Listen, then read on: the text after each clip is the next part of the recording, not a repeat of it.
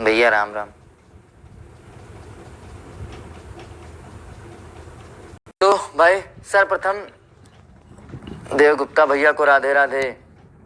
अरे देवगुप्ता क्या बताएं भैया, चलो देखते हैं। तो सर्वप्रथम सभी भाइयों को रंजीत यादव का नमस्कार। सभी को बारंबार प्रणाम करता हूं, सभी प्रतीक्षारत भाइयों को। अब बात रखते हैं भाई, जो अभी तक का जो घटनाक्रम रहा है उस पर चर्चा करते हैं। जो अभी तक का घटनाक्रम रहा है, अच्छा, ठीक मोहन भैया, ठीक। चलिए अभी तक के जो घटनाक्रम रहा उस पर चर्चा करते हैं।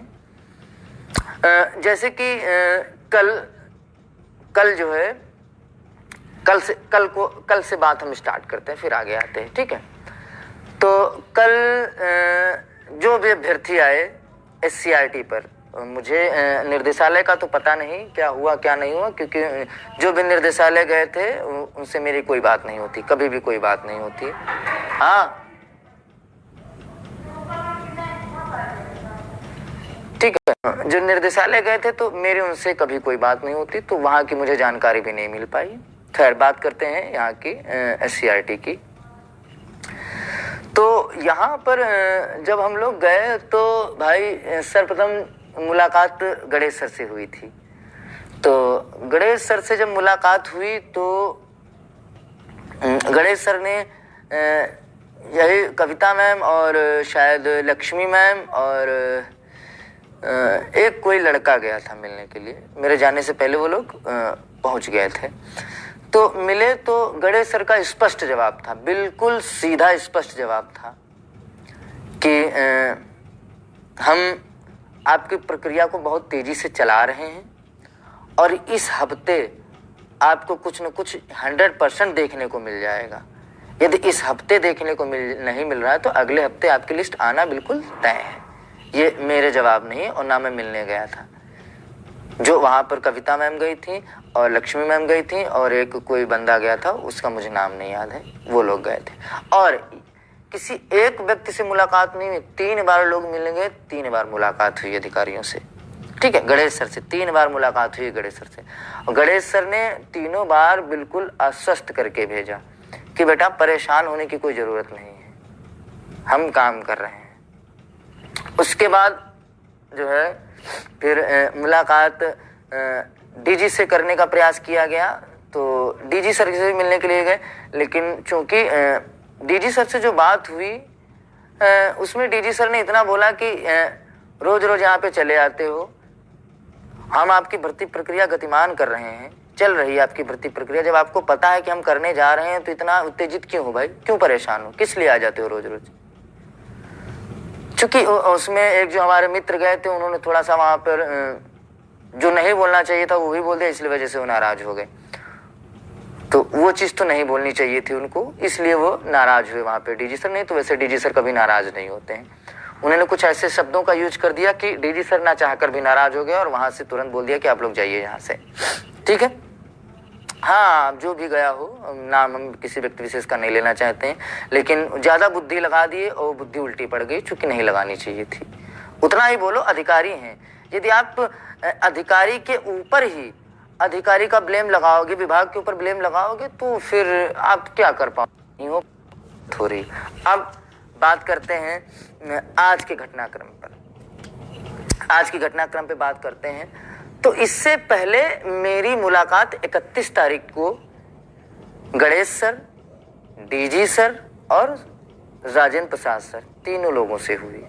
राजेंद्र प्रसाद सर जो है DG के यहाँ से जो भी क्या बोलते हैं जियो निकलता है, जो भी शासनादेश आता है वो उन्हीं के यहाँ से आता है।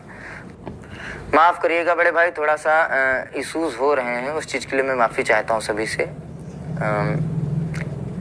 नेटवर्क बड़ा प्रॉब्लम करता है जियो का, तो उस वजह से दिक्कत आ रही है। हाँ ठीक है भैया, बिल्कुल हो रही है अजय भाई, बिल्कुल हो रही है। क्या वॉइस आ रही है, एक बार बता दीजिए, आवाज आ रही है? कोई लोग एक लोग कमेंट करके बता दें क्या आवाज आ रही है। ठीक ओके। हाँ तो जब मैं 31 तारीख को जब मिलने गया था तो मेरे साथ एक राजेश कुमार आए थे भाई, वहाँ से रायबरेली से वो थे, और मैं था, देवगुप्ता थे, 3 लोग थे। तो हमारी जब गणेश सर से बात हुई तो गणेश सर ने, मैंने इतना बोला था कि सर जब भी लिस्ट आए अधिकतम पदों पे आए और जल्दी से जल्दी आए। तो उन्होंने, गणेश सर का केवल यही कहना था कि बेटा हमारा भी प्रयास यही है, इसीलिए हम बार बार सीटों का डाटा मांग रहे हैं कि कोई भी एक सीट खराब ना होने पाए। ठीक है, और आपकी लिस्ट बेटा हम बहुत जल्दी देने वाले हैं, और निवेदन आप लोगों से यही है कि कोई ज़्यादा परेशान ना हो। ठीक है, हाँ ठीक भैया, आ रही, ओके ओके ओके, आ गई, ठीक है, समझ गया, आ गई, ठीक है। तो भाई उसके बाद फिर जब मैं डीजी सर से मिलने गया तो डीजी सर ने केवल इतना कहा कि ऐसा करो,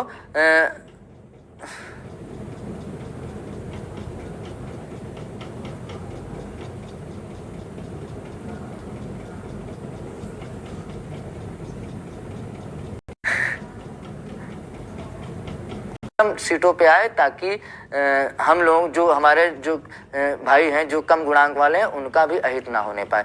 तो उन्होंने, सर ने यही कहा, राजेंद्र सर ने यही बोला था कि बेटा अब थोड़ा भाई, अब सही चलेगा नेट, अब सही चलेगा, कोई दिक्कत नहीं होगा, अब सही चलेगा, ठीक है, अब नहीं रुकेगा, अब नहीं रुकेगा, अब नहीं रुकेगा, अब नेट सही आ गया है। थोड़ा सा दिक्कत हो जाती है कभी कभी। हाँ, तो फिर बात हुई तो उन्होंने खुद बोला कि बेटा 31 के बाद किसी एक दिन एक आपका जियो और आएगा, जिसमें समस्त पदों को जोड़ करके आपकी लिस्ट लाने के लिए फिर से प्रयास किया जाएगा। प्रयास क्या मतलब, आपकी एक एक सीट जुड़ करके आएगी और संभवतः एक जियो रिक्त सीटों का डाटा मांगने के लिए और जारी होगा। ठीक है, उन्होंने ऐसा बोला। तो मैंने कहा ठीक, केवल मैंने उनको ज्ञापन दिया और मैं वापस चला आया। अब रही बात, कुछ लोगों में बड़ी समस्या इस चीज की बनी है कि वार्ता सफल। तो भैया देखिए, एक चीज मैं बता दूं, जब प्रदेश में मुझे ही काम करना है अकेले, जब पूरे प्रदेश में मुझे ही, ठीक है, केवल मुझे ही, देव भाई को, ललित भाई को, शिवा को, जब हम ही 3-4 लोगों को काम करना है तो भाई हम फिर, हाँ, तो भाई हम क्यों, कहां तक की न्यूज आपको दी जाए भाई, कहां तक की न्यूज दी जाए, आप बताइए भाई। जब आप नहीं न्यूज दे मिलती भैया, पैसा बर्बाद करो, समय बर्बाद करो, और उसके बाद भर्ती विरोधी गैंग का नारा भी, मेरा टैग भी लग जाता है कि फलाने जो रंजीत यादव जो है भर्ती फसाओ गैंग के अध्यक्ष हो गए हैं। तो नहीं हिम्मत पड़ती है कि किसी को मतलब कुछ बताया जाए। आप अपना काम करो, आप, हम अपना काम करते हैं भाई। आप घर बैठे लिस्ट निकलवा लोगे, मुझे लगता है कि घर बैठे लिस्ट नहीं आएगी, तो इसलिए मुझे SCRT जाना पड़ता है। तो भाई हम जा रहे हैं, और तब भी आपको सुकून नहीं मिलता है, तो तब भी आप रंजीत यादव के बारे में भला बुरा लिखते रहते हो। लिखते रहो भाई, कोई दिक्कत नहीं। तो जो जिन लोगों में सफल वार्ता के नाम से जो बावासीर है, बावासीर जो हो गया है कि जैसे मेरी टैगलाइन आती है सफल वार्ता, तो जिससे उनका बावासीर फूट जाता है तो वो बैठने नहीं बनता है, तो उनको सफल वार्ता से दिक्कत नहीं है। दिक्कत इतनी है कि यार हम, कोई कह रहा वॉइस नहीं आ रही यार,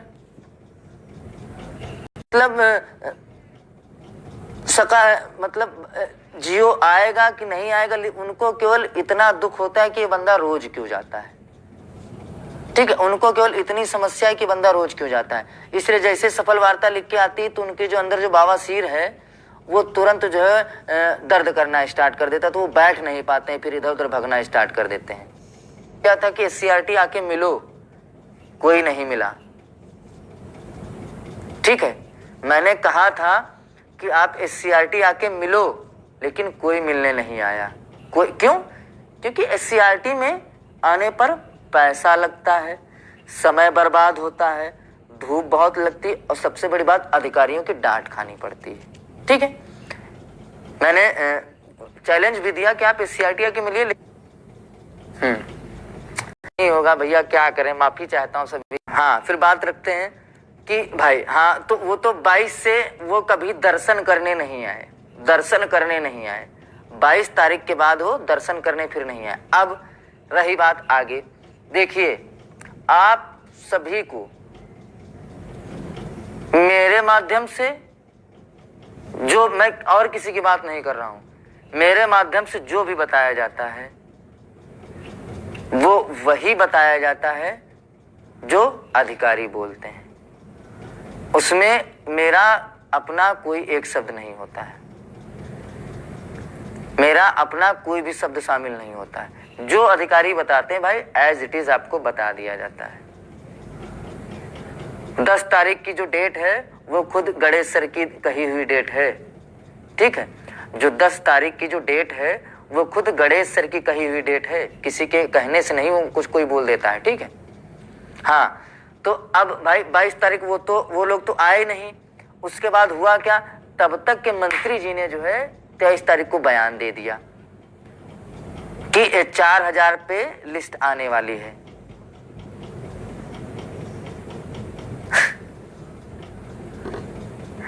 ठीक है।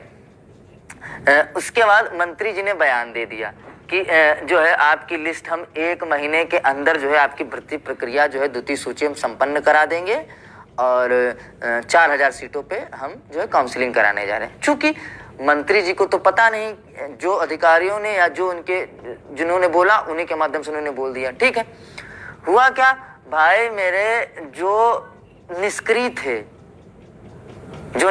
जो कभी SCRT आने नहीं पसंद करते थे भाई मेरे, हाँ ये वही लोग हैं जो हमेशा, ठीक है, जो हमेशा निगेटिव ही सोचते थे। लखनऊ से जितना भी पॉजिटिव उनको दे दो कि आपकी काउंसलिंग होगी, लिस्ट होगी, थर्ड काउंसलिंग होगी, वो हमेशा निगेटिव ही सोचते। तो ऐसा प्रचारित करते थे, MRC गैंग सक्रिय, ये गैंग सक्रिय, दुनिया भर का तिलिम झामड़ा बना के वो बताते थे। दिन भर वो बक बक बक बक किया कर, जैसे तुम SCRT से निकलोगे नहीं वो बक बक बक बक वो स्टार्ट उनका, फिर नहीं मानेंगे वो, क्योंकि उनको मतलब मंत्री जी के मुंह से सुनना था। तब तक के वो बहुत निराशावादी थे और बहुत निराश थे, बहुत परेशान थे कि हमारा कुछ नहीं होगा। अचानक मंत्री जी का स्टेटमेंट आ गया। अब जो मंत्री जी का स्टेटमेंट आ गया तो भाई मेरे, जैसे मंत्री जी ने बोला कि हम आपकी 4000 लिस्ट पे निकालने जा रहे हैं, तो भाई जिनका 4000 का हो रहा था, जिनमें 4000 का हो रहा था, और वो तो मतलब 4000 में तो वो तो कुछ तो सक्रिय नहीं थे।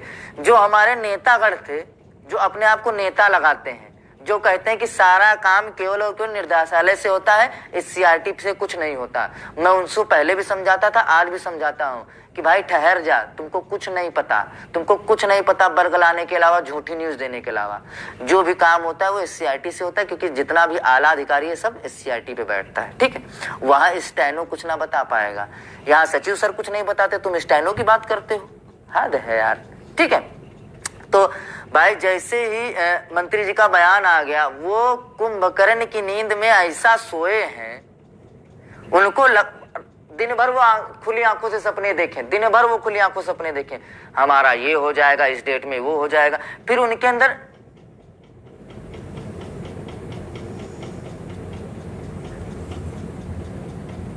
आवाज नहीं आ रही क्या? तो भाई वो मतलब अभी इतने ज्यादा मंत्री जी के बयान से पहले इतना ज्यादा निराशावादी थे कि मतलब उनको हर जगह उजड़ा चमन ही दिखता था। और अचानक मंत्री जी ने बोल दिया 4000 पे, और चूंकि उनका गुणांक अच्छा था, तो भाई फिर वो ऐसा 10-15 जो है 10 से 15 वो गद्दे नए खरीद के लेके आए और 4-5 रजाई ओढ़ करके 23 तारीख से ऐसा सोए कि फिर जगे ही नहीं, ठीक है। वो जगे ही नहीं, जगे कब? आज जगे। अरे यदि तुम लिस्ट के लिए इतने ज्यादा प्रतिबद्ध थे, लिस्ट के लिए तुम इतने ज्यादा चिंतित थे, लिस्ट के लिए तुम इतना ज्यादा अपने लोगों के लिए चिंतित थे, जो तुम्हारे साथ काम करते थे, यदि उनके लिए चिंतित थे, तो तुमको 2-3-4 बार मंत्री जी के कहने के बाद तो और सक्रियता बढ़ा देनी चाहिए थी कि अब मंत्री जी ने बोल दिया, अधिकारियों के ऊपर प्रेशर डाल के हम जल्दी से लिस्ट निकलवा लें। आपको लखनऊ आना चाहिए था, क्योंकि वहां जाके कुछ नहीं मिलता, आप वहां भी नहीं गए, जितने भी नेता बनते हैं, जितने भी नेता बनते हैं, यदि गए हो तो मुझे बताएं। यदि आप में से किसी को पता चला हो कि वो गए हैं तो आप बताओ मुझे। किसी को नहीं पता ना, गए ही नहीं वो। ऐसा रजाई ओढ़ के कुंभकर्ण की निद्रा सोए हैं कि मतलब फिर उनको जगना ही नहीं था, जगना ही नहीं था। वो सपने में सो रहे थे, सपना देख रहे थे अब हमारा विद्यालय आवंटन हो गया है, हमारी कल सैलरी लगेगी, ऐसा ऐसा सोचे थे। हे कुंभकर्ण, हे कुंभू जग जा, कुंभू जग जा। ठीक है, उसके बाद हुआ क्या? अब भाई यदि वो 23 को मंत्री जी ने बोला आपके लिए सकारात्मक चीजें हुई, आपको उसी दिन से दृढ़ प्रतिज्ञा करनी चाहिए थी कि आज मंत्री जी ने बोल दिया है 24 से हम दिन रात एक कर देंगे और 10 दिन के अंदर हम लिस्ट निकलवा लेंगे। ठीक है, लिस्ट निकलवा लें। आप जितनी बार आप सीआरटी आते, रंजीत को फोन करते, आपसे आगे आपको पहले खड़ा मिलता। जब भी ललिताएं हैं, जब भी शिवाएं हैं, जब भी जो भी आया मुझे फोन किया, मैं उससे पहले उनको वहां पे मिला। यदि वो भाई शिवा भाई हैं, यदि बोल दें कि रंजीत झूठ बोल रहा हो, जब जब शिवा भाई आए, ललित भाई आए, मैं हमेशा से उनके साथ रहा। ठीक है, अब चूंकि वो तो मतलब इतना निराशावादी थे, इतना ज्यादा आशावादी हो गए, इतना ज्यादा आशावादी हो गए कि फिर सो गए, कुंभकर्ण से भी ज्यादा गहरी निद्रा में सो गए। जगे कब? जगे कब? आज जगे, जब 10 तारीख वाला फिर से 10 तारीख तक के जियो आ गया, इसलिए वो जगे। और जगे किस लिए? क्योंकि उनको पता है कि दो बड़े केस, एक एमआरसी और एक आंसर की, ये दोनों जो है इस थर्ड काउंसलिंग को मुंह फैलाए खड़े हुए, मुंह फैलाए। जबकि मैं बता दूं भाई, मैं हाथ जोड़ के निवेदन कर रहा हूं, मैं ये जो एमआरसी से इतना डर रहे हैं, जितने नेतागण डर रहे हैं, वो खुद बोलते हैं, मुझसे पर्सनल फोन करके बोलते हैं कि भाई एमआरसी पे कुछ नहीं होगा, कुछ नहीं होगा। तो जब मैं कहता हूं कि भाई एमआरसी सही तरीके से लगी है, आप सब कहते हो एमआरसी सही तरीके से लगी, तो डर किस बात का भाई? आपके अंदर खौफ किस बात का दिख रहा है भाई? हमें तो खौफ नहीं है, हमें तो 1% का खौफ। मैं तो याची भी नहीं बनाऊं एमआरसी पे, मैं याची भी नहीं बनाऊं, मुझे तो खौफ नहीं है, क्योंकि मुझे पता है कि लिस्ट आएगी, विभाग जो चाहता वही होता। अब ये एमआरसी के नाम पे, आंसर की के नाम पे इतना बरगला रहे हैं, झूठ बोल रहे हैं कि हद क्रॉस किए। लड़कों में फिर से अब निगेटिविटी घोंसने का काम कर रहे हैं। ठीक है, सोशल मीडिया पे ना बोलो, सोशल मीडिया पे पोस्ट ना करो। यदि वाकई में आप अपने सिलेक्शन के लिए प्रतिबद्ध हैं तो आपको एससीईआरटी आना पड़ेगा, तभी लिस्ट आएगी। आप आओगे, लिस्ट आ जाएगी। मैं किसी व्यक्ति विशेष की बात नहीं कर रहा हूं, जितने लोग देख रहे हैं या जितने लोग आगे वीडियो देखेंगे, मैं सबकी बात कर रहा हूं। सोशल मीडिया पे बात करने से लिस्ट नहीं आएगी। हाँ, मैं कह रहा हूं, सब लोग आओ, एक साथ आओ, आवाहन करते हैं, दबाव बनाते हैं, लिस्ट निकलवा लेते हैं, बात खत्म। ठीक है, आरोप और प्रत्यारोप का दौर चला गया, कोई मतलब नहीं है, कोई मतलब नहीं है। दूसरी चीज मैं बता दूं, आज की डेट में जितने भी नेता बन रहे थे, कोई एक बता दे जो एससीईआरटी आया हो या आने का। मैं कह रहा हूं, मैं आज खुले मंच से कह के जा रहा हूं, आप उन लोगों को मनाइए, रंजीत यादव मान जाएगा। जैसा आप लोग कहेंगे वैसा मैं करूंगा। आप उन सबको मनाइए कि वो धरने के लिए आए, धरने की डेट निर्धारित करें। यदि उनको लगता है कि मुझसे पूछना चाहिए तो मैं उनको बता रहा हूं कि आज से कल तक कि वो मुझे फोन करें कि हाँ भैया हम धरना करना चाहते हैं, हम भी उनका साथ देंगे लिस्ट निकलवाने के लिए। जहां बोलेंगे वहां साथ देंगे। वो आए तो धरना दे लो, मैं कह रहा हूं धरना दे लो। अपने बड़के नेताओं से बता दो कि वो आए, आवाहन करें, वो भी आवाहन करें और मैं भी आवाहन करता हूं। आओ, अब लिस्ट निकलवा के ही दम लेंगे हम। आओ, हम लिस्ट निकलवा के ही दम लेंगे। लेकिन उनसे बोलिए कि सोशल मीडिया पे न बकैती करें। आए, अब लिस्ट के लिए सब प्रतिबद्ध होंगे। अकेले हमारे बस की बात नहीं कि हम अकेले लिस्ट निकलवा पाए। सो के जग गए हो तो आ जाओ, अब उनसे बोलो, आप लोग बोलो, उनके पास फोन करो। मैं चैलेंज कर रहा हूं, यहां से मैं फिर आज चैलेंज कर रहा हूं, यदि जितने बड़े के नेता हैं यदि वो धरने का आह्वान करें तो मैं भी धरने का आह्वान कर दूंगा। 1 मिनट नहीं लगा, मैं कर दूंगा। उम्मीद करता हूं कि जितने बड़े के नेता हैं आज से कल तक के मेरे पास फोन करेंगे और धरने की सहमति जताएंगे। के ऊपर डिपेंड करता है। यदि वो मेरे पास फोन करते हैं कि हाँ भैया हम धरने के लिए तैयार हैं, तो वो आह्वान कर देंगे, तो हम भी आह्वान कर देंगे। यदि वो कल तक के फोन करते हैं, मैं कल तक के उनको डेडलाइन दे रहा हूं, यदि वो कल तक के फोन करते हैं कि हाँ भैया धरना होना चाहिए, हम धरना करेंगे, आप हमारा साथ दीजिए, हम धरना देंगे, हम भाई तुरंत कल लाइव आ जाएंगे, कल ही धरने का आह्वान कर देंगे। हम कल ही लाइव आ जाएंगे, कल ही धरने का आह्वान कर देंगे। लेकिन मैं उनके सबके फोन का इंतजार करूंगा, क्योंकि वो तो बड़ा नहीं दिल दिखा पाए, वो बड़ा दिल नहीं दिखा पाए, लेकिन मैं बड़ा दिल दिखा रहा हूं। जानते क्यों दिखा रहा हूं? क्योंकि वो जुम्मे 10 से 15 दिन से जुड़े हुए हैं और आप हमारे साथ 8 महीने से जुड़े हुए हैं। यदि मेरा नहीं हो रहा तो इसका मतलब ये नहीं कि यार मैं जो हमारे भाइयों का हो रहा है उनका नुकसान हो जाए, कतई नहीं चाहता हूं मैं। मेरा नहीं होगा कोई बात नहीं, मैं अगली भर्ती देख लूंगा, कोई दिक्कत नहीं यार, मैं केवल टेंशन 1 दिन की लेता हूं बस, ठीक, रोज रोज की नहीं। मेरा नहीं हो रहा है कोई बात नहीं,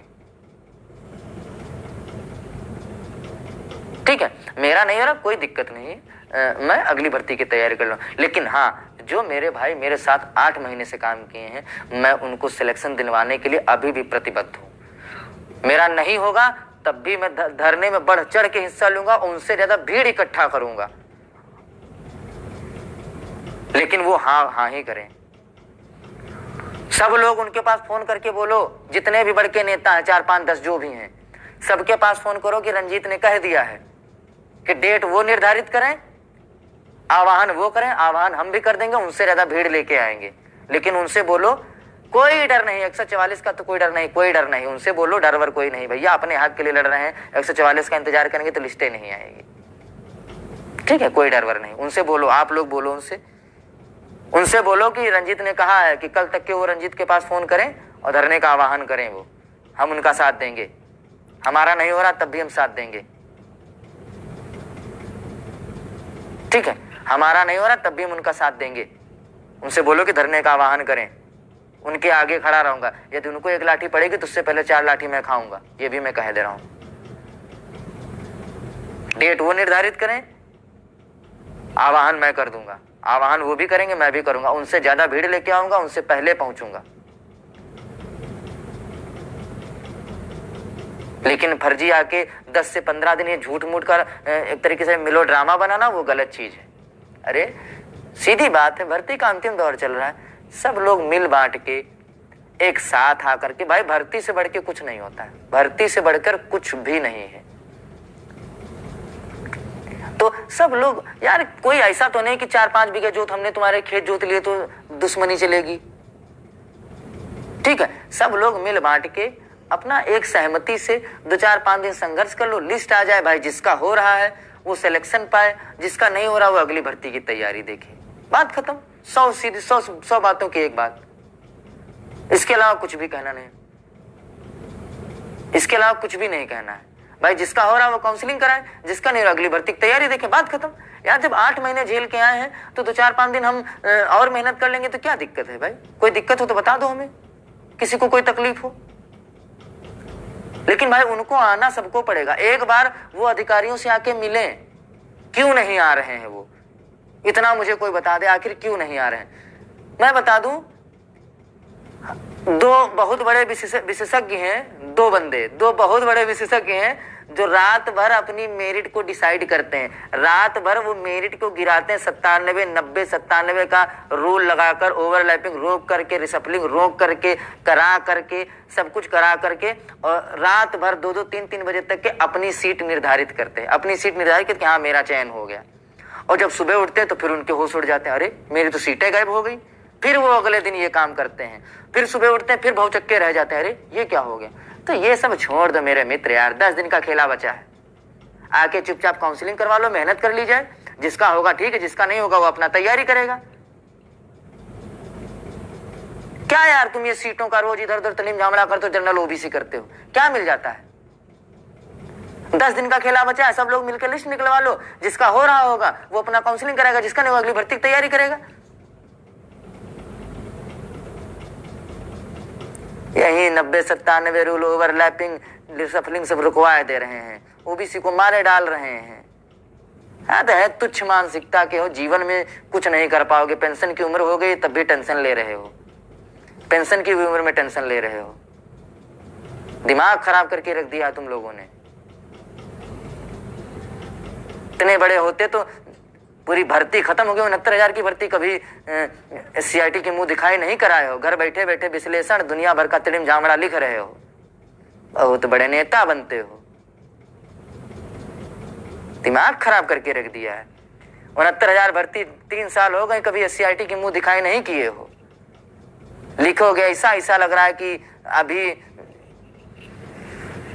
ओबीसी को खा जाएंगे। दिमाग खराब करके रखा है। सभी से बता दीजिए कि यदि वाकई में लिस्ट के लिए प्रतिबद्ध हो तो आके काम करो। और आरके, हाँ आरके तुम ध्यान से सुन लो, हम तुमको कुछ नहीं कहते हैं कभी भी, और मेरे बारे में लिखना बंद कर दो। इतनी नसीहत दे रहा हूं बस, इसके अलावा मैं कुछ नहीं बोलूंगा तुमसे। जो आज उड़ रहे हो 11 से 33 रंजीत यादव की देन है।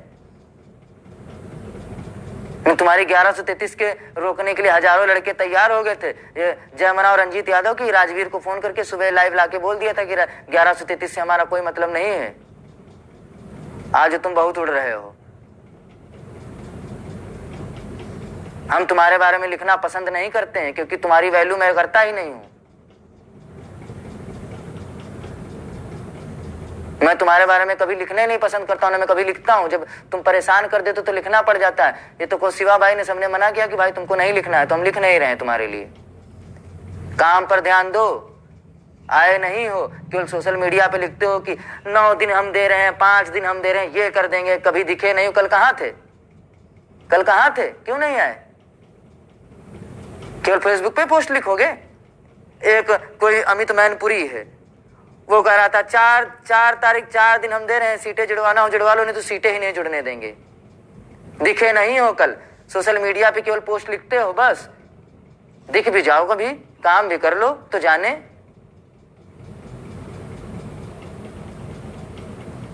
उतना ही बोला करो कि जितना मुझे सोशल मीडिया पे बोलना ना पड़े। ना मैं किसी की खिंचाई करता हूं, ना मुझे खिंचाई करना पसंद है। आप अपने तरीके से काम करो, हम अपने तरीके से काम करते हैं। यदि तुमको लगता है, जितने भी हो, चाहे आरके हो, चाहे अमित मैनपुरी है, जो भी अन्य नेता गड़बड़ के नेता हो, यदि उनको लगता है कि रंजीत यादव लिस्ट फंसा रहा है, तो अकेला बंदा यदि लिस्ट फंसा रहा है तो तुम 4,000 बंदे मिलके क्या लिस्ट निकलवा नहीं सकते हो?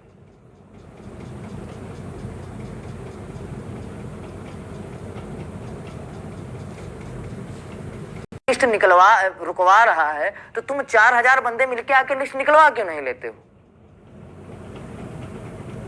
भाई मेरी मानसिकता अलग है, तुम्हारी मानसिकता यदि अच्छी है तो तुम आके लिस्ट निकलवाओ। कल कहाँ थे? क्यों नहीं आए? कहाँ चले गए थे? क्या हो गया था? तबीयत खराब थी कि पेचिश आ रही थी?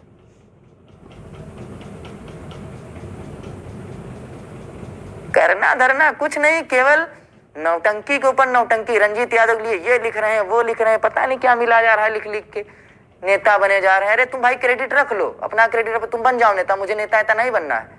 मेरा सिलेक्शन होगा तब ठीक, नहीं होगा तब भी ठीक है। लेकिन तुमने जो मेरे लिए इज्जत कमाई थी कि आरके भाई वो है, आरके भाई ये हैं, तुमने सारी इज्जत मिट्टी में मिलवा दी। तुमने जो मेरे दिल में जगह बनाई थी अपने लिए, वो तुमने सब नाश करवा दी। क्योंकि तुम थाली बैंगन हो, कभी इधर तो कभी उधर, कभी इधर तो कभी उधर। उधर कोई उधर झापड़ मारता है तो इधर आ जाते, इधर वाला झापड़ मारता है तो उधर चले जाते हो।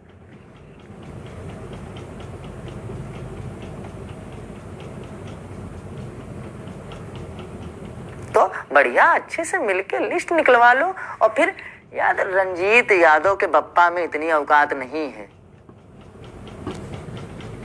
रंजीत यादव के बप्पा में इतनी औकात नहीं कि लिस्ट रुकवा दे। जल्दी जल्दी लिस्ट आ जाए, उन भाइयों का कल्याण हो।